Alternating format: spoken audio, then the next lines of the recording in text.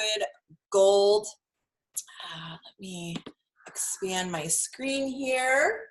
Okay, happy Thursday. So extremely excited for today's call. We have a special guest speaker on with us today. And, you know, I was sharing on her team page yesterday, I met Kristi at Superstar Weekend. And what an incredible time to have an opportunity to meet with coaches I may have never met ever. And I'd always heard of her. What was your maiden name? Kristi Curtis, right?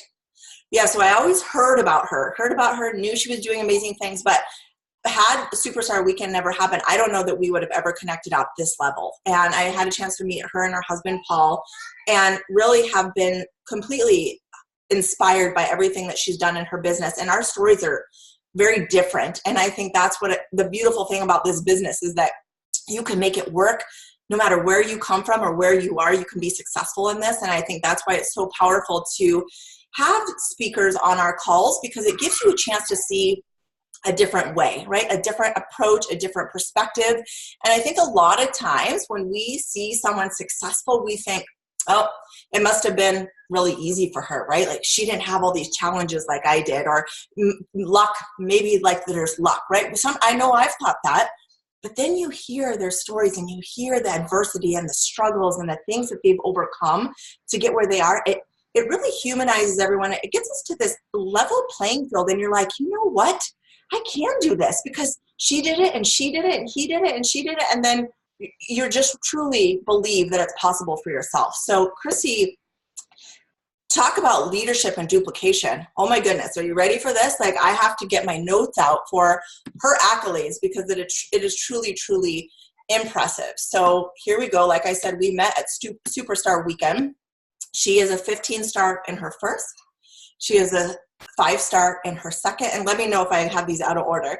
A 3-star in her third, a 2-star in her fourth. She is emerald in her fifth, building that bad boy up. And her husband Paul, is a 1-star. So let's count those 6 accounts. So talk about leadership and duplication, being able to duplicate her leadership, her skills, her team. She's a Success Club 10 legend, 95 months. Holy moly. And Millions Club at this point, I'm sure it's a multi-million, and 7-time elite. So if you want to know like the secrets to this business, get your pen, your notes, and your paper, your pen out, because she has slides. She's going to be giving us a lot of really important information today that you can not only infuse into your business right away, take action on, but that you can continue to implement throughout as you grow your own teams. So Kristi, thank you so much. I'm going to turn it over to you. Thank you. So to start out, I do have slides, which I've never made slides before. This is the first time. It just shows you that I'm so not fancy. But I want to start out and share with you just about my story. And the reason why I always start with stories is as a new coach, I think that's truly what built my business. Was I was a collector of stories. If I listened to a national coach wake-up call or a team training, I would remember, I have a really good memory. I remember those people's stories, and whoever I was speaking with that week, I literally always needed that story for one of the conversations I was having to help give somebody else hope. So I start with my story because even if it's not necessarily an inspiration to you, it might be something you might be able to pull a lesson from it, or you might be able to pull a lesson from it to give to your team. Someone on your team might need to hear it. And that's something as a leader that you always want to be paying attention to. I see sometimes as leaders grow, I see it often. They'll get on a Zoom and they just mute out their Zoom and they're doing errands, and that's fine if you have things to do. I'm not saying that there's anything wrong with that, but those stories, you can never collect too many of them because you just don't know who's going to need that. And so I know Dara's story, and yesterday when she did a live on my team page, I was inviting everyone to the live. I was messaging everyone that needed to hear her message. Any conversation I had within the last month, I'm like, you need it. This is what we were talking about. Here you go. So I'm spreading that story to help give them hope. So I'm going to start, bear with me, and then we'll jump into the training. My story goes back, it starts when I was probably about 8 years old. We had, and this is my why for this business, we had everything. I showed horses. I had horses of my own. We lived on a ranch. My family was very wealthy. My dad had his own business. My mom was a stay-at-home mom. And at the age of 8, went up to Oregon to visit my grandparents. They are also wealthy, 650 acres. And my mom got in an argument with my grandma, and my grandma, my grandpa, and my dad beat my mom up in front of my brother and I, and beat her almost to death. She had bruises all over her body, like all over her body. She left us there because she pretty much it was either, do I stay here for my children or do I save my life at this moment, and she left and went to the cops. The cops came out. My grandparents and my dad had already put us to bed, and they told the cops that my mom beat them up.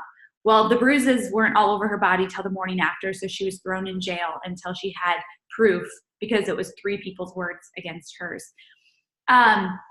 So we went back to California. My dad actually kept my mom from us for a long time. She couldn't find her children. But fast forward, they divorced. My dad sold everything because he didn't want to have to pay my mom. This is back in 1993. He didn't want to have to pay my mom $5,000 a month in child support. That's a lot of money back then. A lot of money now, a lot of money back then. And he just quit working and left the state.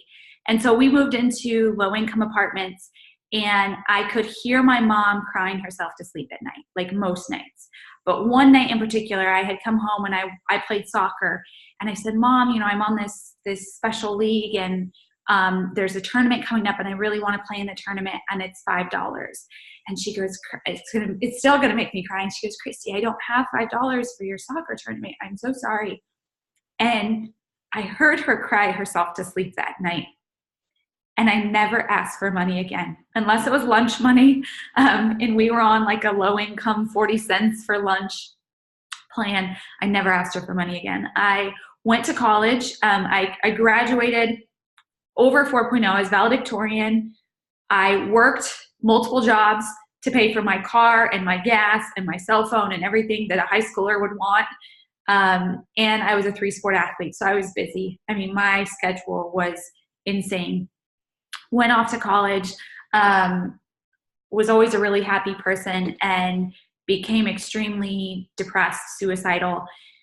And my mom and grandma, they're the most amazing people, dropped everything and drove down and just stayed with me, and because they were afraid I was going to take my life. And that was an extreme low. And I've learned a lot about fitness and nutrition and things since, of what truly caused that. That's for a whole nother topic and a whole nother story.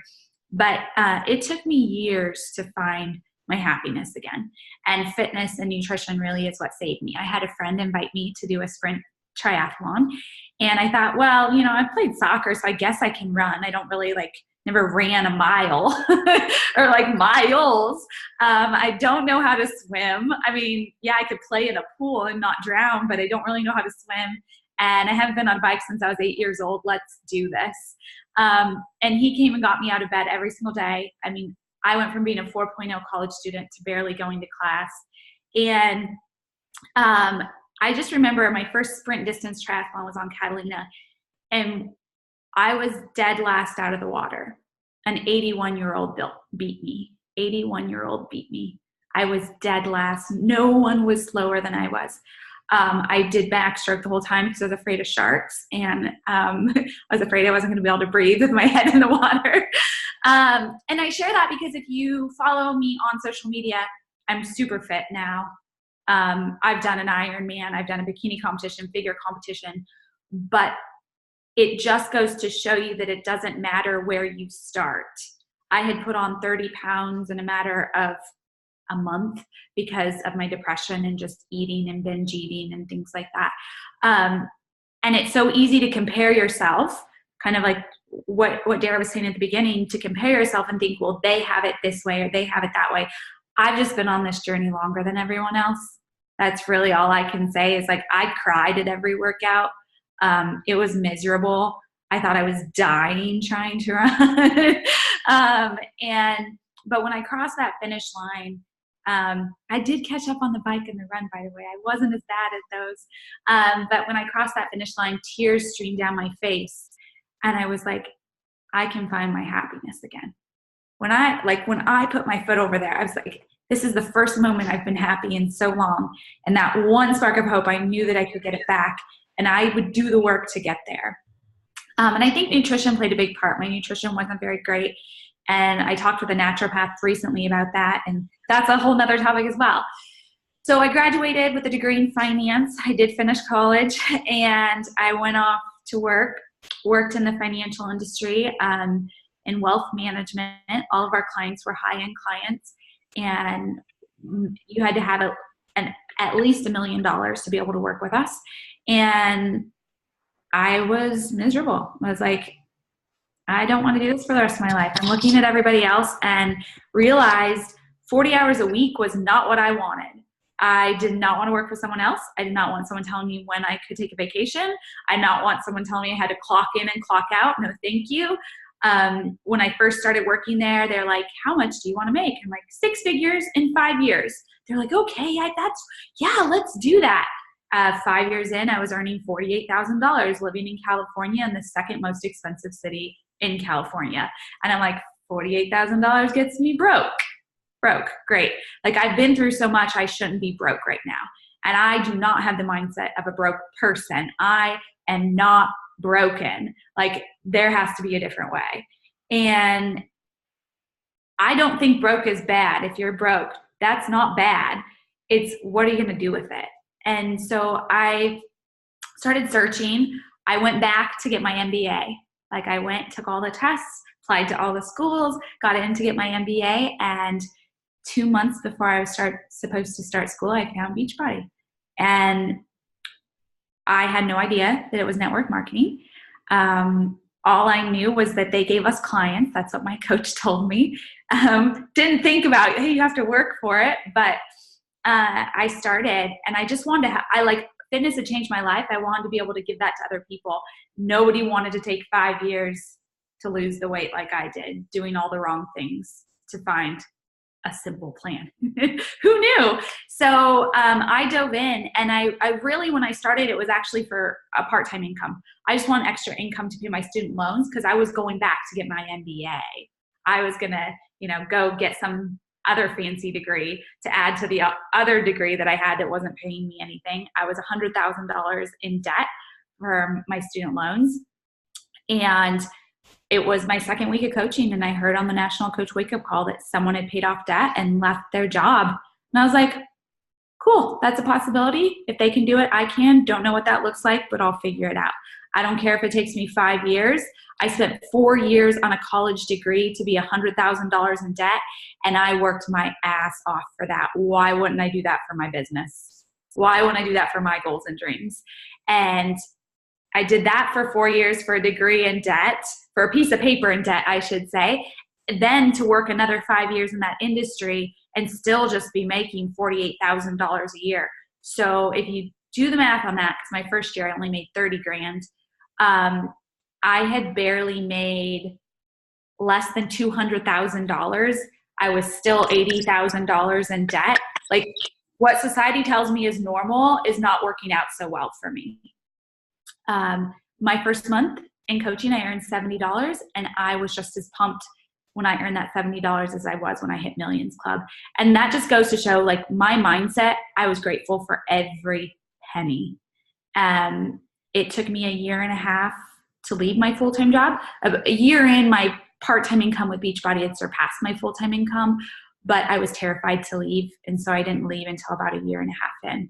And that's kind of my story. There's lots of failures along the way. I was sharing with my team today. I have a ton of failures, and I used to cry about those failures and just tears break down like, oh my gosh, I failed. Like, I was 5-star diamond on the last week of the qualifications, 6-week qualification, very last day, very last week. I lost 5-star diamond. I lost the bonus. I had just left my full-time job. I needed that money, and I cried like it was the end of the world for like 24 hours straight. And then Paul's like, it's all right. You're going to get it back. You'll get it back. This is like, okay, your goals and dreams are still there. You still have the opportunity to work for them. It's just a little different than what you thought it was going to be, and it took me another year to get back to 5-star diamond. But I was sharing with my team, there's this documentary called Heal, Heal. And in it, it's more about nutrition and things, but in it, they were talking about a butterfly, and the cocoon, like when the butterfly gets ready to break out of the cocoon, it's struggling. And if you were to go over and cut that cocoon, the butterfly would fall to its death, because the struggle inside the cocoon to get out of it is building up that butterfly's strength so that when it breaks the cocoon, it can fly. And so many times we want to shorten that process. And that struggle that you go through as you're growing into your goals and dreams and becoming the person that you need to become to make them happen, that's building your strength. That's building your mindset. That's building all the muscle that you need to make those dreams possible. And if you try to shortcut that, we don't really fall to our death, but you get the metaphor. So I want to start out by sharing that. Hopefully you guys can use some of that for your teams or going forward. Now I want to dive into the team building, duplication, leadership, all that kind of stuff. This stuff, I will tell you, are things that I was doing, but I didn't necessarily understand the why behind of what I was doing. And it's some of the things that have taken me 7 to 8 years to learn. And that's why I'm so excited and pumped to bring it to you today, because I think it's going to be really eye-opening for so many people. So let me share this. Oops. And get presenting. Can you all see that? Yeah? Okay. Awesome. All right, so team building, duplication, and leadership. My first time making slides. I'm really proud. I usually make my husband do anything fancy. What is culture and how to develop it? And this is something that I wasn't necessarily the greatest at, or I was in the beginning, but I didn't know what I was doing. So it wasn't something over the years that I was able to duplicate as well. I'm doing that now.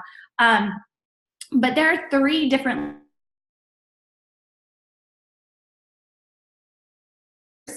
and there's nothing wrong with any levels of these desires. So 80%, I mean, that's what they're earning. That means that's what their desire is. Their desire is just to earn 0 to 500.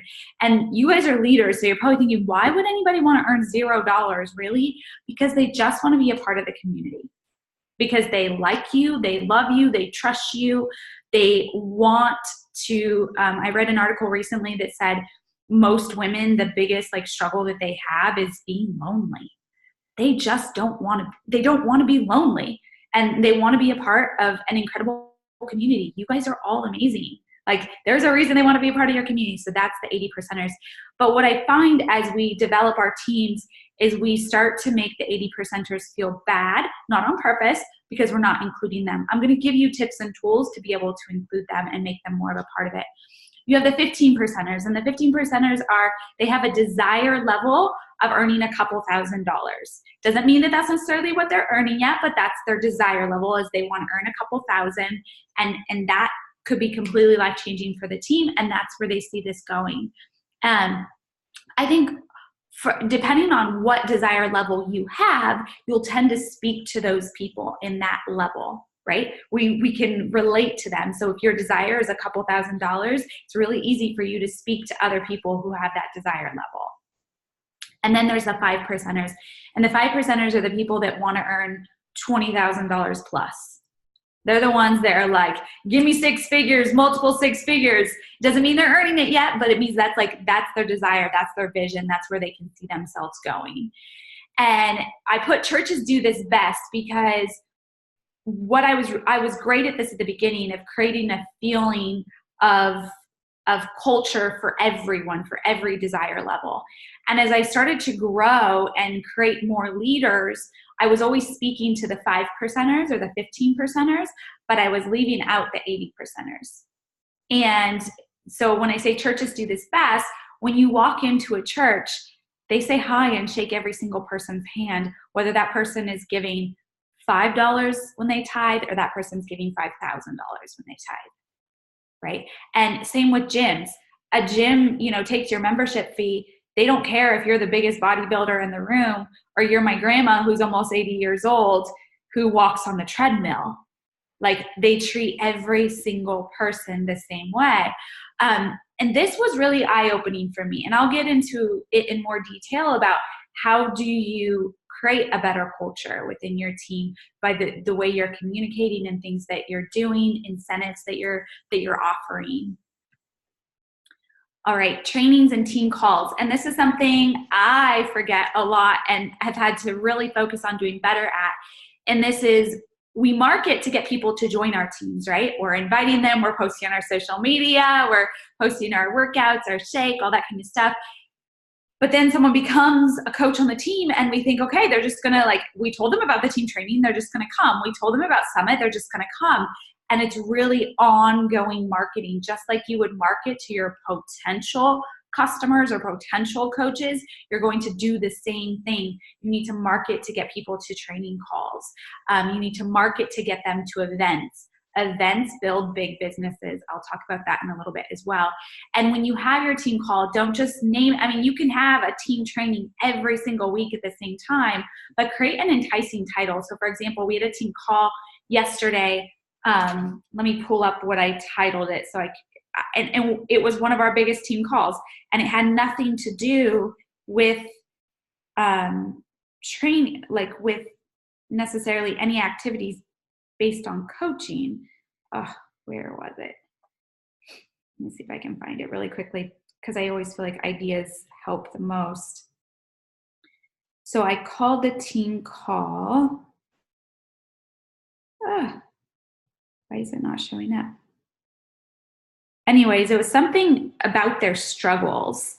The life is full of struggles. They're guaranteed. Struggles are guaranteed. How do you show up despite them? That's what it was. Struggles are guaranteed. How do you show up despite them? And that was such an enticing title that the 80%ers were on the call. They don't even care if they're earning $0. They wanted to know, how do I show up despite my struggles? So those are the kinds of titles, even if it's not necessarily a call that the 80%ers are going to join. But what I also realized was I would market to get everyone to a team call or a team training, and then I get frustrated that the 80%ers weren't showing up, but realize that everybody's busy, everybody has things going on in their life, and we want to make them feel great for when they do show up, and feel great even if they don't show up. And act like you're fighting to get people on calls or at events, because you are. Because if you can keep those 80%ers around the fire, if you can keep them in the community and around the fire, they have a better chance of catching a spark. They have a better chance of moving up into a 15% category. They have a better chance of sponsoring that one person that's the next top coach in Beachbody. Testimonials, and this is a big one. Stories of slow success. We want to naturally, we want more people to be 5%ers, right? Can't everybody be 5%ers? But just like the church example, that's just not how it is. Not everybody in the church is going to be the pastor, right? And so stories of slow success, the fast success stories, the only people they motivate are those 5%ers, and those 5%ers are already motivated. They're already motivated. So the stories of slow success, I just had a coach that took a year to get to Diamond, and she missed months of Success Club. That made the team feel like, wow, I can be successful too. If she can miss Success Club and hit it on occasion, and I think as a 5%er, I'm like, why would I share that? I don't want people thinking that it's okay to miss Success Club, but that gives the feeling that they belong, because they do. The other thing with team calls, to get more people to engage in them, if you want more people showing up, more people being around the campfire, more people getting the message, when you're on your team call, have them post their takeaways in your group. So every team call, I say, oh my gosh, didn't so-and-so rock it? As soon as we get off, go and love on them in the team page and tell me what you took away and what you're going to implement this week. socializing their learning. One, when they learn something and they repeat it, they're more likely to do it. Two, when they repeat it, someone else is more likely to see it, and then they have FOMO. So now our team trainings, when I put up the recordings, everyone's like, oh my gosh, I forgot about it. It was in my calendar and the kids got busy or whatnot, and I'm so sad I missed it. And everybody's sad that they missed the training call because everyone else was posting their takeaways in the group, and they want to be a part of that. So that helps to keep them around the campfire. Balancing time as a leader. This one is something that I struggle with in the beginning a lot, and this is something I'm really great at now.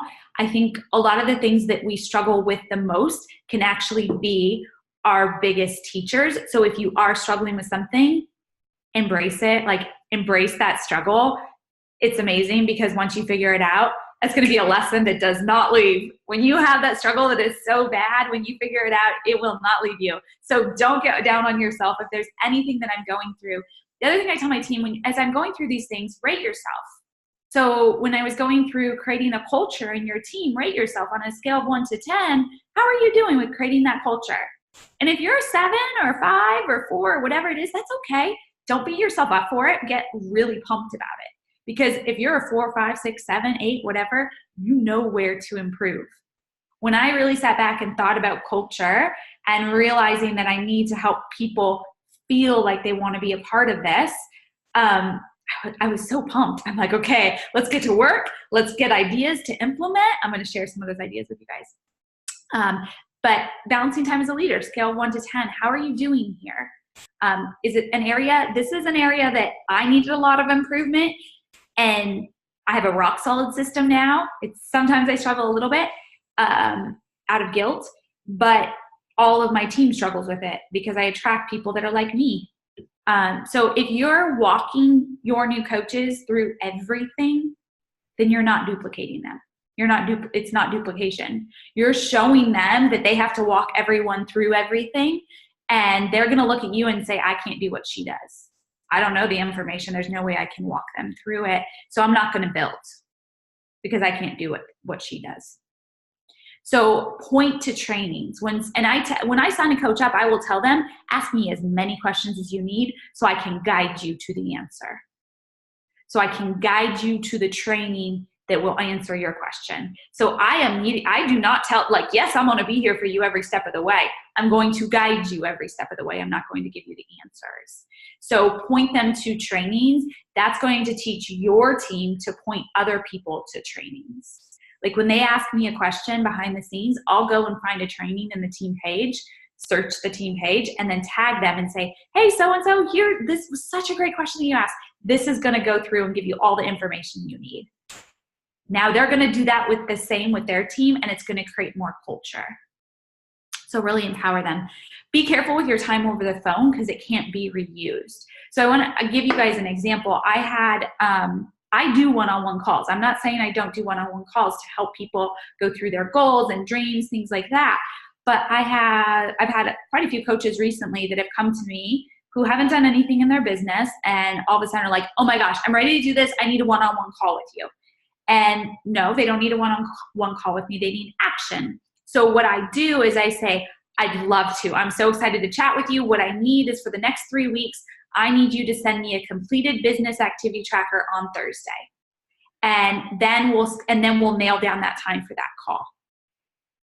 I give them something to earn my time because they don't need me. They think they need me because they're not doing the activities because they have a hang up. But I tell them, if you get to something on the tracker that you're confused about or you don't know what to do, message me and I'll guide you to the answer. Message me and I'll guide you to the answer. But the more you care about people, if you really care about them and their success, you have to teach them how to be a business owner. You have to teach them how to be a business owner, not answer all of their questions because that's not duplication. They can't do what you do. They're going to look at me and say, Kristi has all the answers. That girl has all the answers. I can't do that. Well, of course you can't. I've been here 8 years. You'll get there when you've been doing this for 8 years. But I can't say that to them. That's not what they're going to immediately shut down and say they can't do it. Have fun with your team. Really, have fun with them. Like yesterday, something I did was I went through and I just posted publicly on about 5 people's wall. I'm trying to do that each day, going to their timeline publicly and writing why I love them, how they've enhanced my life, why they're a great leader, why they're a great coach. That's fun for me because they get really excited about it. But when it comes to their questions, I'll point them to a training. If they're a higher level leader, like a diamond, star diamond, 2-star diamond, I will point them to a training and then answer and give them my advice on it. But I wait until they're to that level because then they've done this type of training. And they have a little bit more belief that they can build it. Also, it's more powerful when someone else says the same exact thing as you. So what I try to do is jump on other teams' calls and let other leaders speak to my team. Okay, balancing time as a leader. Contests. So this has been a really big game changer for me. Mission as a leader is to get a lot of people doing a little, right? If all of your 80%ers signed up one person a month, do you think your income would increase? Yeah, by quite a bit. And I struggle with this. I'm like, I just want leaders.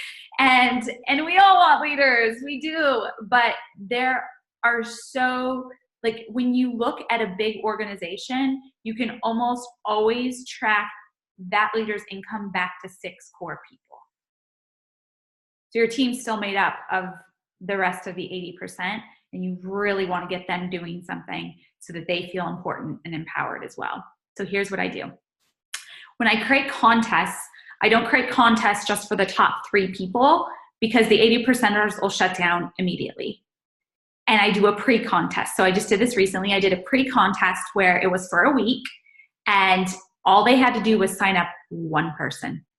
One new customer with something new, energize, sampler pack, anything. One new customer, something new, or one new coach, an active coach, one new active coach or one new customer. And they had to comment on the post that I had up.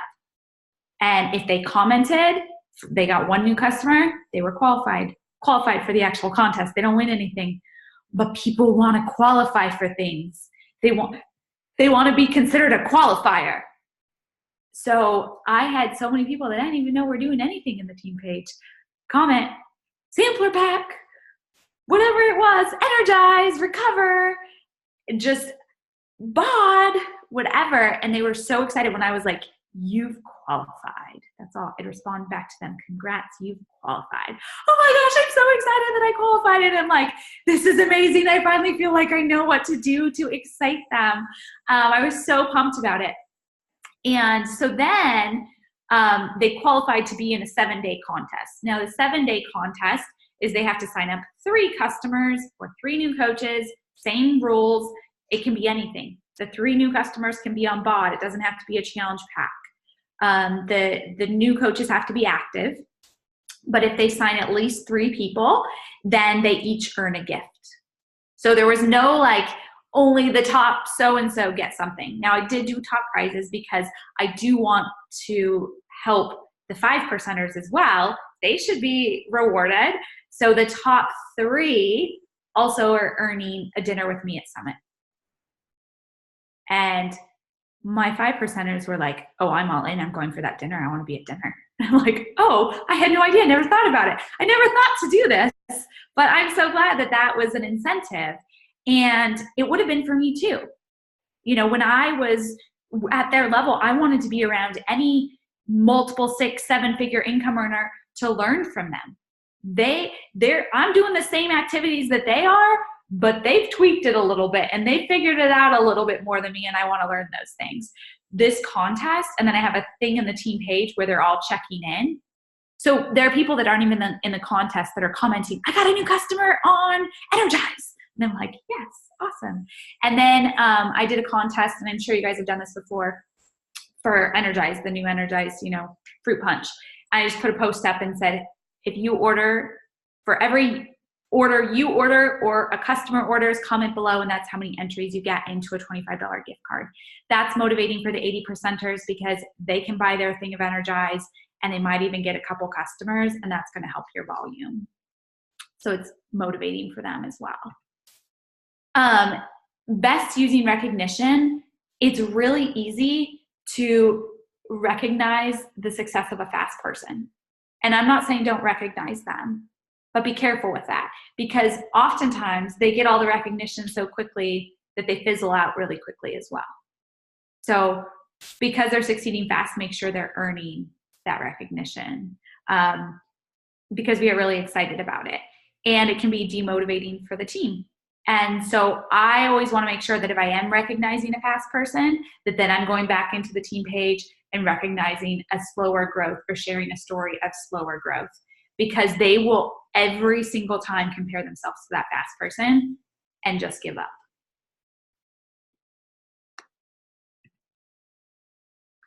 Who should you work with and why? Some people in your downline will run on their own. Let them run. I've seen leaders that want to control and have ego about it and be like, no, but they need to be in my team page. I have a coach on my team who I have poured into and given her a ton of, like, helped her with so many different issues. It's always issues that I'm helping her with. And she's in the top 10. She doesn't post to my team page. She doesn't interact with the team. She doesn't show up to any trainings I do. She doesn't learn from me. I'd love to pour into her that kind of stuff instead of just helping with struggles. But that's just, she's rocking it, you know, and I would love to give her my knowledge, but that's okay. That's, she doesn't need it or doesn't want it or whatever it may be. Let them run, you know, and some will have ego about that and get frustrated and create a rift between that person. That really takes, like, letting go of our ego and just understanding that everybody's different. I'm so glad that she's running. I'm like, girl, tell me what you're doing. Share with me what you're doing here. So let those people run. And then you want to work with the people that have the desire and are doing the work. And I think that goes to say, but if somebody's telling you that they want something, but they're not showing up, sometimes you have to have those hard conversations. I have those people that really challenge me to level up as a leader. And I have to say, like, are you open? Are you open? That's what I always say. Like, are you open to me challenging you right now? Is it okay if I say something that's going to be a little bit tough to receive? And I always start the conversation with that when I know it's a tough conversation, mostly because I feel guilty about it. And so I do have a hard time, but that's what we do as coaches. We're not telling people necessarily what they want to hear, but what they need to hear, but we need to say it with love so that they can actually receive it. So as long as someone's doing the work, but as soon as they aren't doing the work and they're complaining, that's when I have to, like, set that boundary and be like, you don't get more of my time right now because you're not doing the activities. Always give people homework. People love homework. So give them homework. Like, hey, I need you to do X, Y, and Z, and then come back to me and turn it in, kind of like, and we'll chat. That's what I do with the business trackers. You have to send me 3 and then we'll chat and we'll nail down a time. Always respond to your team. I know that goes, but sometimes people ignore people on their team. I have coaches from other teams come to me all the time. It's like, oh, my coach won't respond to me. I'm like, what? No, always respond to them, but point them in the right direction. It doesn't mean you have to sit there and spend hours with them, but point them, guide them to the next thing. Leader breeding. So finding those that are coachable, and not everyone's going to be coachable, but you want to teach them and then teach them to teach. So what I mean is, right, I guide them to a training and they come back and they share their takeaways. They're fired up about it. I'm like, oh my gosh, that's incredible. Could you go into the team page and share that? Because what you've just grown so much by watching that video, I know it's going to help so many people. So I actually start teaching them to teach from day one. When they get their first customer, I ask them to go live in the team page and share how they got that first customer. That helps them to feel like, oh, I can do this. I'm a leader, even if they're a little uncomfortable with it. But it also helps because everyone in the team page sees them without all the fancy language and mindset growth and all the, you know, they think I have it together. I shared the other day with them one of my first videos when I was 2 months into coaching, and they're like, oh my gosh. Like, yeah, guys, practice, it takes time. And I said this earlier, but every leader can drill down to the majority of their income coming from 6 people, coming from those 5%ers. Don't get frustrated if it takes you time to find those 5%ers. I will tell you, when I look through my team, the majority of the 5%ers, or we'll say of the 15 and 5%ers, about half of them are directly sponsored by me and the other half aren't, and so yes, I'm in the trenches. I am sponsoring new people. I am inviting, I'm getting new customers started, but a big portion of my time also goes to developing leaders now. And in the beginning, it was 80% of the time on my business, 20% of the time helping my team. And now it's more 50-50. And that just changes. And you'll know when it changes, like when it really, they need you to spend more time with them, to develop them. Because I can still earn Success Club 20 plus and help them. And you aren't there to make 100% of your team leaders. And I see a lot of people, member culture. I see a lot of people frustrated by that. These people aren't leading. Well, if you have that energy and that thought, that's the energy you're putting out towards them, and it doesn't breed culture.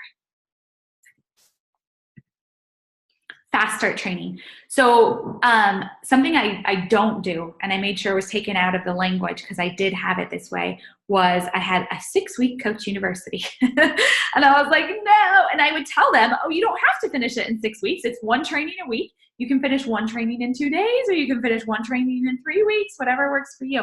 I took that language out and just did coach university number 1, 2, 3, 4, 5, 6. You don't want it to be, you should do X by X, because as soon as they don't do X by X, they think they failed and they can't be successful. And I really realized that with a new coach recently, because she came to me and said, oh, I haven't signed anyone up and it's been a month. Like, am I out now? And I was like, what? Where'd you get that idea? So really, see how I said I'll have them do Coach University 1? I have them do Coach University 1, which is really just creating their contact list and send me their homework. And then I schedule a getting started right call with them. So the reason why I have them do just 1 training is I want to know that they're committed. Like, if you're building a business, you need to be able to commit something. And then when I get on a GSR with them, I actually just have them invite. On the GSR, I go through a few things. I go through success starters. I want them to know about the free ticket to Summit. I want to introduce Summit to them, which I'll get to in a moment why that's so important. And so Success Club, Success Starters, Summit, the 3 S's. And then I say, okay, I'm going to send you a business tracker at the end of this, at the end of our call, and I'm going to want you to send it to me every Thursday. You don't have to. This is your business. But if you really do want to grow, that's how I'm going to help you grow. Because then I can know what you're doing and what areas you need guidance in and what areas you're rocking. On the phone, I have them invite their first 15 people. I send them a couple scripts and I have them invite their first 15 people, and I tell them, I'm going to time you because I want you to see how easy it is to create the habits necessary to get closer to your goals. And I also am really big on explaining to them that habits are the most important. The actions they're taking will produce results, but we can't guarantee results, but we can guarantee how much action we take. That's the only thing we can control. But if we're taking the right actions and creating the right habits, we can produce results. And if there's not enough engagement in your group, which I struggle with this for a while, so I started doing contests. Oh, that livens the group up. Testimonials, having other people speak. Go do a live video with like a customer in your team page and share like what the products did for them. I know in my team page, I have a lot of, like, we have a leaders group, but then we have the team page. There's a lot of 80%ers in there. I want to do testimonials to keep them trying our products and excited about what we have to offer, because you just never know what program is going to speak to them and turn them into a 15%er. Recognize people. We do recognition in Beachbody, but I feel like I was kind of going through the motions, not really recognizing people. So I changed all my leaders boards. We have a volume leaderboard and a Success Club leaderboard. And on the volume board, I'll do 200 or 300 PV plus, 500 PV plus, 1,000 PV plus, 2,000 PV plus. And on the Success Club board, I'll do Success Club 1 to 4, Success Club 5 plus, Success Club 10 plus, Success Club 20 plus. Those 5%ers are going to push for the 20 plus, right? So it's going to motivate them. The 80%ers are so excited that they're just on the board. And that might help them push to that next level. I think before I wanted to be like, no, I don't want to put them on it. They like didn't do anything. But now I'm realizing if I can get them to do just a little bit more, you're going to create better volume and more income and more people feeling like they belong. So when people ask me questions privately, if I don't have a training to point them to, I'll take it to the team page and answer it publicly. And I'll also ask other people on the team that I know have been finding that solution recently to go live and share what they're doing. And I talked about this already, but teach people that inviting is the habit that leads to results. You can't change the results. You know, people get so frustrated about the no's when they're first starting out. They can't change the results, but they can change their habits. And for some reason, with brand new coaches especially, they just think that if they invite 3 people, that all 3 of those people are going to say yes, and really, really digging this point in. And roughly 80% won't want to build a business, and don't make them feel bad for it. Okay, when people disappear.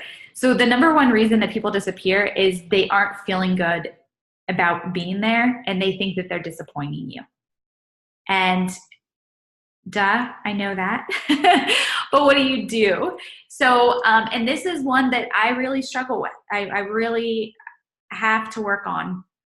Of course, number one, I don't have to work on that. I'm good at that. Like, you're not showing up, no problem. I'm going to go like build my business and go all the way to the top. I'm going to get new customers, new coaches, be the inspiration. I'm going to show you what's possible. I have no problem with number one. Like, if somebody quits or doesn't show up, I'm all in for number one, always. But number two is where I struggle, giving them the love, reaching out and just saying, hey, is everything okay? Like, just want to check on you. I haven't heard from you. Want to make sure everything's okay.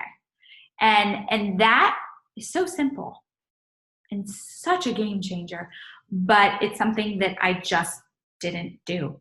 And I think it was more of a like, oh, they're pulling back. Like, I don't want to bother them. They don't want to do this. This is a gift. And most aren't showing up for it because they don't believe that they can. And if I can give them love and keep them around the fire just a little bit longer, there might be someone's story in the team page that'll be exactly what they need to plug back in. And then if they are struggling and they let you know, publicly posting about others who have overcome this similar struggle and then have been able to create success. So that's why I said at the beginning, stories are so important for your business. You're a collector of stories.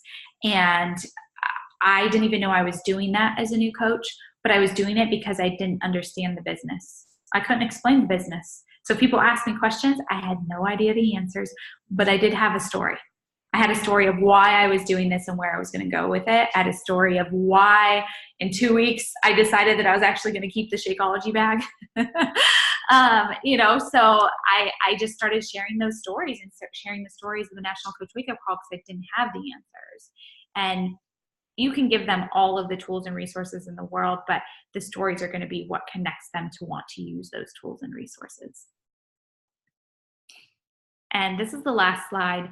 And this is probably the one that was the most eye-opening to me. So I have a mentor, and this was one of the trainings that he did on events. And he said that in the network marketing industry, the average is about $1,000 in income per person per year that you can get to your event. So our event would be Summit. And if you think about that, 50 people at Summit would mean $50,000 in income. And I went back to all my years at Summit and looked like how many people were there, what was my income that year. And for me, it's about $6,000 per year per person. So I'm not sure if our Beachbody business just has a higher average or if that's just me and my team specifically. I'm not sure, but it's somewhere in between there, 1,000 to 6,000 per person per year that you can get to Summit. And I have now switched where every team call I cover Summit. And when I'm covering Summit and why to get there, I'm making sure I'm hitting on all the desire levels. The 80 percenters, a girls trip, you belong, you're not alone, we get to celebrate together, we get to hug each other. The 15 percenters, it's going to help you grow your income just a little bit more, get to that next level that's going to take you on a trip for your family. The 5 percenters, you're going to be able to take your business from where it's at now to 6 figures. So speaking to all desire levels when I cover why Summit's important and why they need to get there. Events build big businesses. And I heard people when I first started say this, but I didn't really understand why, because I'm a numbers person. So you have to give me the numbers to why they build big businesses. And when I saw this, I'm like, I haven't been, yes, I talk about success starters, I talk about Summit on my call, but I'm not marketing to them like it's dire that they get there. And it really is. Because if they get there, they are more likely to be here in another year. They're more likely to hear something at Summit because they don't have other distractions. When they're on a team call, they're distracted. When they're at Summit and there are no other distractions and they're surrounded by that community, they can feel that. So post-event, you really want to highlight testimonials, like all the people that in your team that were there, have them go live in your team page, get everyone so FOMO'd that they all sign up for Summit the next year. So make sure that you're pre-event talking about it insanely, getting them there. I post the link for our Summit group at least once a week in our team page. Every time I go live, I talk about Summit. Every time I do a team training, I talk about Summit. So one thing I want you guys to do on this one is, how are you marketing to get more coaches to Summit? And what's your goal? How many people do you want there? Like when I saw this, I was like, yeah, can I have 1,000 people there, please? Can I figure out how to get 1,000 people there? I'm like, I'm going to try this year and I'm probably really going to fall short because I haven't been focusing on it long enough, but goals for next year. But I'm still focusing on it and creating that habit now, because that habit is what's going to produce the results for this year and next year and going forward. And that is all I have for you guys. So I know that's a lot of information. Let me stop the share. Does anybody have any questions?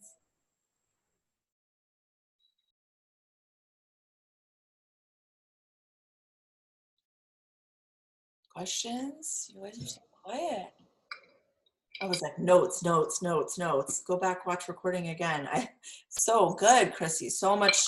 I mean, you're right. It's like, I always say that, right? I wish I would have known this 2 years ago, 4 years ago, right? Like, it's just, it always applies no matter where you are in the business. Like, there's always pieces that you're like, yep, this is perfect. I can take this and run with it. Right. No questions? No. So when you get, because of the, I do have one question. I have a question too. Oh, go ahead. Kira, go.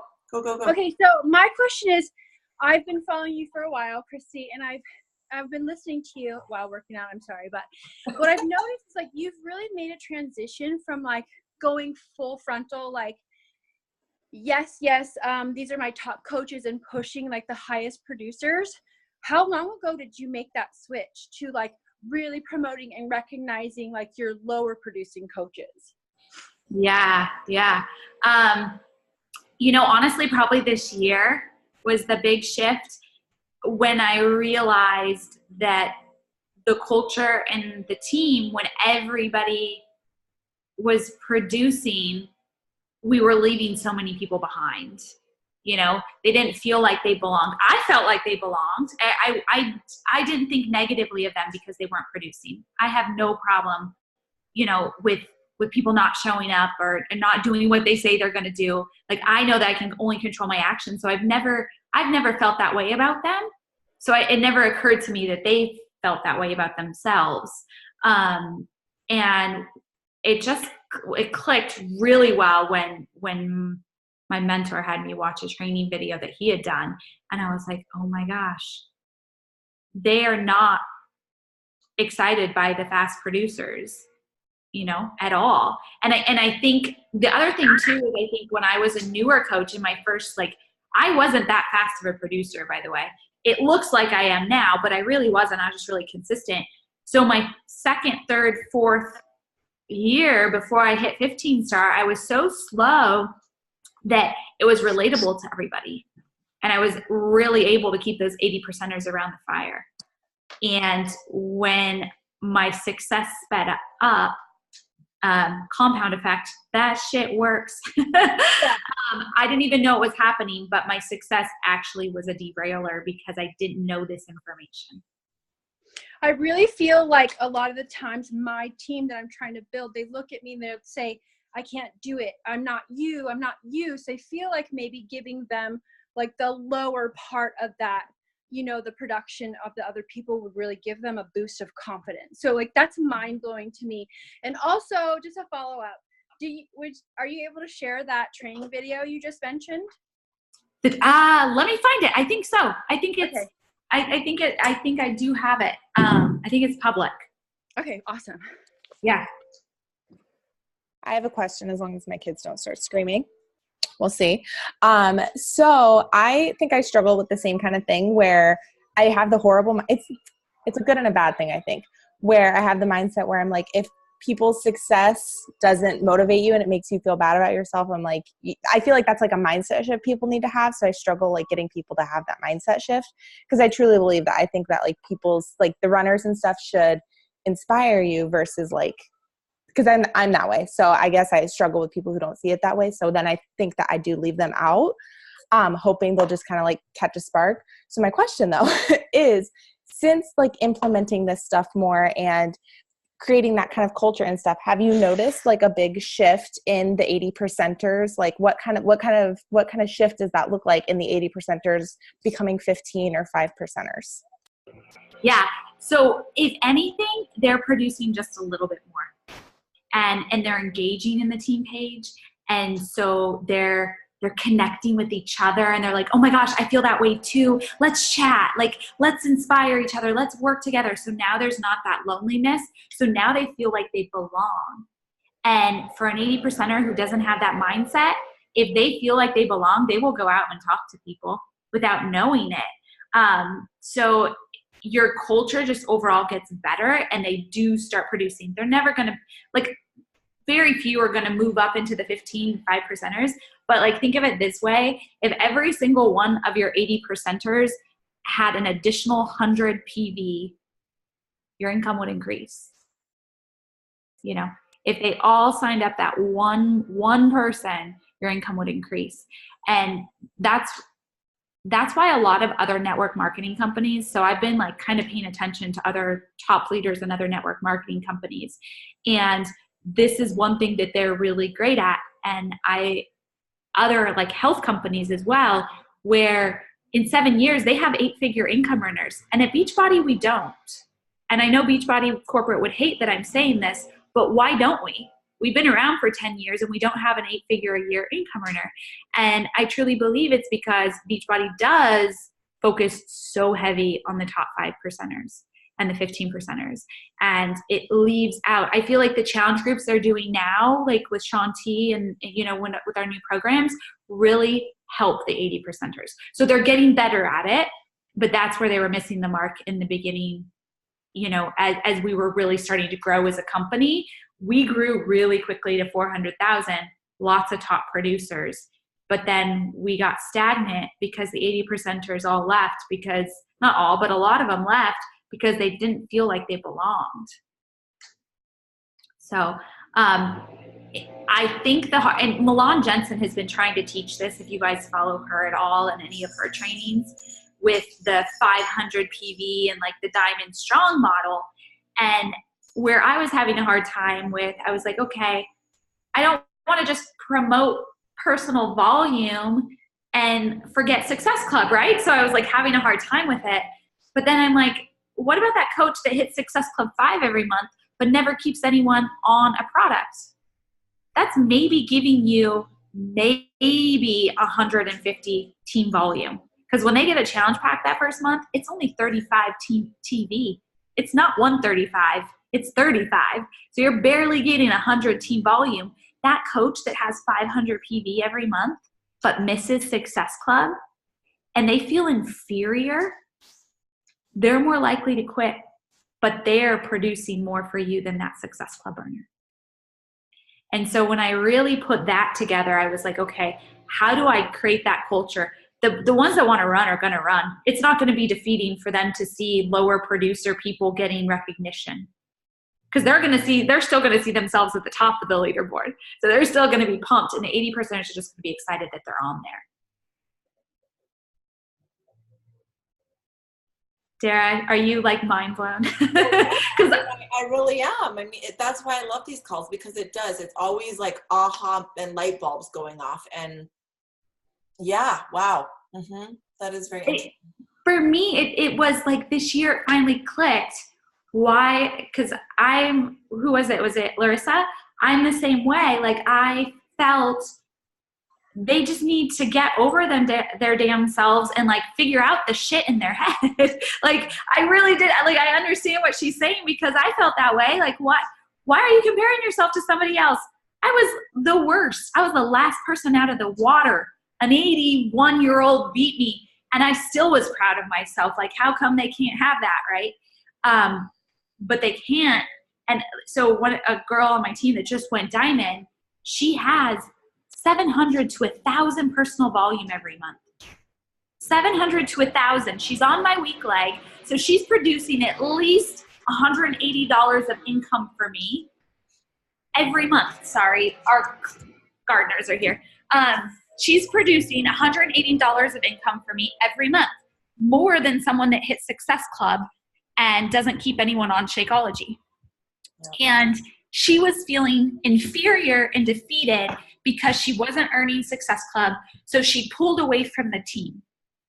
And since we've been doing all these contests, she's like, I am so happy that I'm plugging into the team. I'm so happy that I'm leaning in. And she posted today how she wasn't at Success Club. And she was so upset because last month she hit diamond and Success Club, and now she has nothing. And I went in and looked at her PB, and I was like, I have to make her feel on top of the world, because that girl is producing more for me than most of the Success Club earners.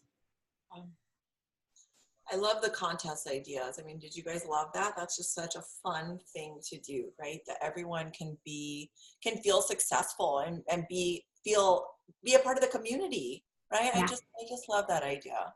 There's a lot of incentive-based, like, push people. Like, I'm one of them. Like, I signed up as a discount coach, and it was a push to diamond group. And the only reason I wanted to push to diamond was because of like the cash pot. And like, same thing with like certain contests. Like, Dara's done little contests in the past and stuff, like bingo type things and stuff. And like, it always pushes me to push harder. So it works for people that like that kind of reward. But it doesn't work for everybody, right? I mean, I think that whole personality plus and that the gems, right? I mean, it's so important, I think, to know what drives and motivates people, because it is so different, right, Kristi? So when you think of like the contest did you feel, I know you talked about, and this will be it, I don't want to keep you forever, but did you feel like the people that aren't driven by that recognition, like they still showed up because they felt like they could? Yeah, because they were helping. You get the helpers, right? They're helping one person. So it's really like wording your language for those different people. Yeah. Absolutely. This is awesome. Yeah. I was having a hard time, when we were doing a lot of those 500 PV push groups for a while. I'm like, why would I do this? Why can't people just join Success Club? And then it clicked. Like, it just all clicked. And the culture is so much better in our team, so much better. And I'm not the one in there that's posting. I mean, now that I've asked them all to go live so much, they just go live when they learn something new. It is. Your page is awesome. Very energetic, very, very welcoming, very community feel. It's awesome. I love it. Isn't it crazy 8 years later, we're still, I think sometimes they think, oh, we've got it all figured out. No, we don't. We're still trying, tweaking. And if you feel like you got it all figured out, your business is about to backslide. Like, legit. If you feel like you got it all figured out, your business is going to go backwards. And I was at a point where I was like, I am not learning anything new, but I'm not earning 8 figures. So there's a whole nother world for me to learn. Like, but what is it? And that's when I, invested in a mentor, because I'm like, I have to figure out what that next level is, because that's what fires me up, to be able to learn and grow and continuously give that back. And it's a big investment for me. So I was a little scared, but scared. I probably didn't feel this scared last time was when I signed up for Beachbody. It was like I want to puke and ask for my money back and not do this because I think I just made a mistake kind of thing. And I've learned so much even from that, because something that they did right away was they sent me a care package in the mail. Now, I invested a lot, so it makes sense. Don't send every single brand new coach a care package necessarily. But they welcomed me into the group. They have me on Voxer, and they Vox me a weekend to say is everything okay? Could you find all the information? Did you have any questions? And I'm like, oh, just all these little tweaks, right? And something else that my mentor does really well in our, we're in a top earners group. So it's other 6, 7, and 8 figure income earners is, what was I just going to say? It was really good too that I've started adopting with my team. Incentivizing action, not just results. Oh, that's good. Incentivizing action, not just results. So I did a No Limit Tuesday contest last week, and they had 24 hours to invite as many people as they could. And they had to comment with how many people they had invited. And everyone, I had a reward. Everyone, at first I just said the top 5 were going to get a prize. And I was like, oh no, that's not very smart. Not very smart, Kristi, not just the top 5.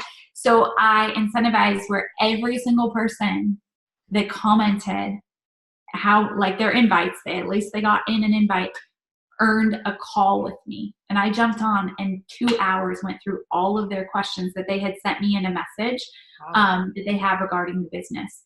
And then the top 5 also got a gift. It was amazing. There are people that are I've never invited in my life, and I just got 7 invites in. I'm like, oh, I just had to do a contest. Awesome. So really incentivizing the action, not just the results. I love that. Love that. Because, that is the only thing we can focus on is the action, right? Control the action. Yeah, absolutely. Yeah. Oh my gosh, I am so appreciative of you and everything that you shared today. Just truly appreciate your time, your knowledge, your energy. It's always great to just have new energy and just new light shed on what we're already doing, right? Just new ways of doing it. So I thank you so much. It's just the little tweaks. Y'all know what to do, right? It's just the little tweaks. Even now, I'm just tweaking things, and I'm like, oh my gosh, I was just 1 inch away. And it keeps it fun, right? New and fresh and fun. And like you said, contest. Wow, what a novel idea, right? And I try to do if I do an action contest the next day, do something that's a story that really speaks back to slow growth and 80%ers. I love that. Because you guys, your 5%ers are going to produce. No matter what, right? They're going to find the information. They're going to be excited about any incentive you put out. They're going to be the top producers on the incentive. Yeah. Thank you.